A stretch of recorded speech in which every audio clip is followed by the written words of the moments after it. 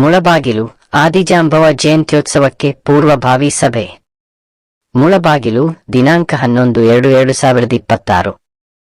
ಶ್ರೀನಿವಾಸಪುರ ತಾಲೂಕಿನ ಆದಿಜಾಂಬವ ಸಮಿತಿಯ ವತಿಯಿಂದ ಫೆಬ್ರವರಿ 11ರಂದು ನಡೆಯಲಿರುವ ಆದಿಜಾಂಬವ ಜಯಂತ್ಯೋತ್ಸವ ಕಾರ್ಯಕ್ರಮದ ಪೂರ್ವಭಾವಿ ಸಭೆ ಶ್ರೀನಿವಾಸಪುರ ತಾಲೂಕು ಆದಿಜಾಂಬವ ಸಮಿತಿಯ ಕಚೇರಿಯಲ್ಲಿ ಯಶಸ್ವಿಯಾಗಿ ನಡೆಯಿತು.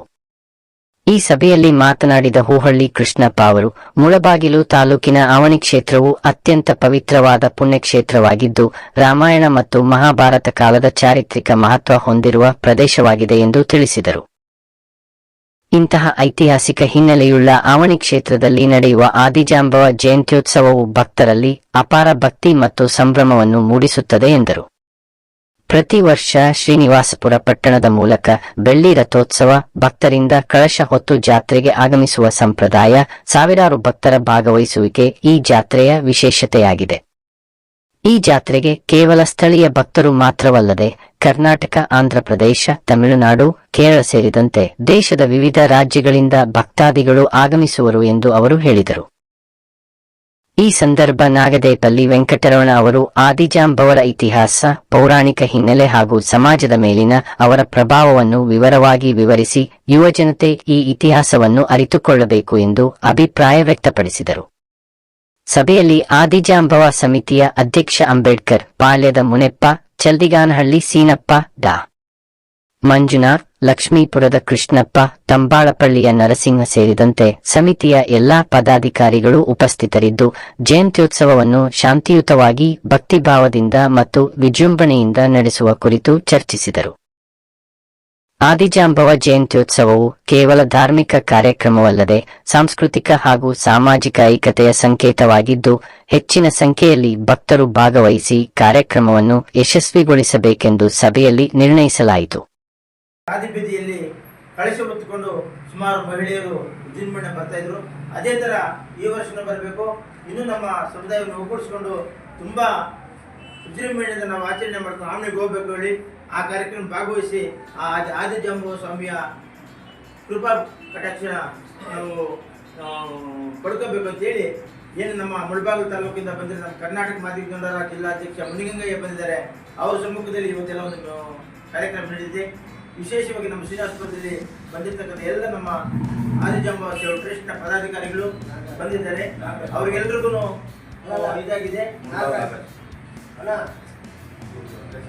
ಇದಾಗಿದೆ. ನಮ್ಮ ಕರ್ನಾಟಕ ಮಾದಿಗ ಜನರ ಮುಳಬಾಗಿಲು ತಾಲೂಕಿನ ಜನರಲ್ ಸೆಕ್ರೆಟರಿ ಆಗಿರ್ತಾರೆ ನಾಗರಾಜ್ ಬಂದಿದ್ದಾರೆ.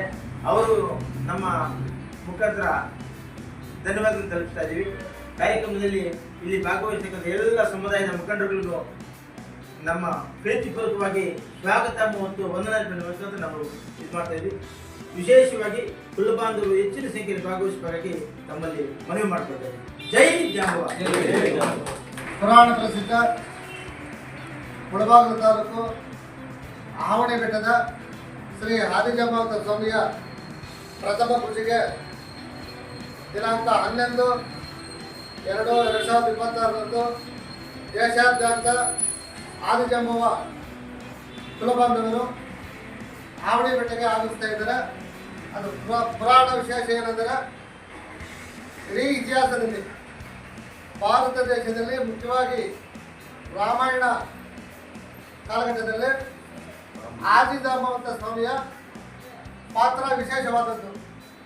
ಏನಂದರೆ, ನಮ್ಮ ಹಿರಿಯರು ಹೇಳಿರುವುದೇನೆಂದರೆ, ಭೂಮಿ ಹುಟ್ಟಿದ ಮೊದಲೇ ಆದಿಜಾಂಬವ ಸ್ವಾಮಿ ಹುಟ್ಟಿದ್ದಾರೆ ಅಂತ ಒಂದು ಪ್ರತೀಕ.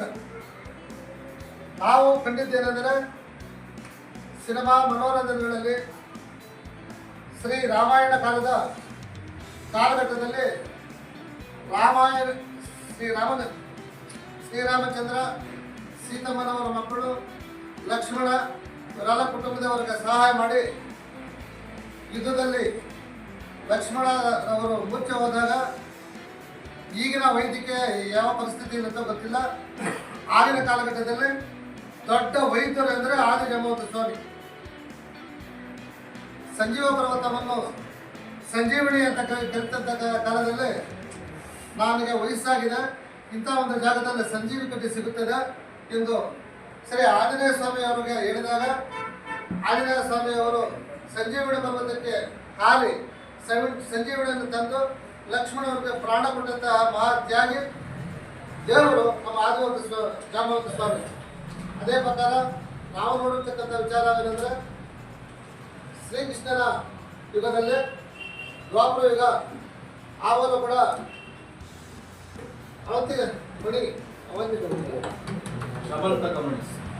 ಸಮಂತಕ ಮಣಿಯನ್ನು ಪಡೆಯಲು ಕೃಷ್ಣನೊಂದಿಗೆ ಯುದ್ಧ ಮಾಡಿ ಜಾಂಬವಂತಿಯನ್ನು ಕೊಟ್ಟು ಮದುವೆ ಆಗ್ತಿದ್ದ ಒಂದು ಚರಿತ್ರೆ. ಇಂಥ ಚರಿತ್ರೆಯನ್ನು ಇರುವ ಆದಿಜಾಂಬವಂತ ಸ್ವಾಮಿ ಭಾರತ ದೇಶದಲ್ಲಿಯೇ ಮುಳಬಾಗಿಲು ತಾಲೂಕು ಹಾವಣಿಯಲ್ಲಿ ನೆಲೆಸಿರುವುದು ನಮ್ಮ ಹೆಮ್ಮೆಯ ವಿಷಯ. ಎಲ್ಲರಿಗೂ ಧನ್ಯವಾದಗಳು. ಮುಳಬಾಗಿಲಿನ ಶ್ರೀ ಆದಿಜಾಂಬವಂತ ಸ್ವಾಮಿ ಟ್ರಸ್ಟಿನ ಪದಾಧಿಕಾರಿಗಳಾದ ನಮ್ಮ ಟ್ರಸ್ಟ್ ಎಲ್ಲ ಉಪಗ್ರಸ್ತರು ಎಲ್ಲ ಪದಾಧಿಕಾರಿಗಳಿಗೆ ನಮಸ್ಕಾರ. ಇವತ್ತು ಇದು ಬರ್ತಕ್ಕಂಥ ವಿಷಯವೇನೆಂದರೆ ಶ್ರೀನಿವಾಸಪುರ వాల్ అదే లైటింగ్ కొడతా ఉంది లైట్ కొడతా ఉందండి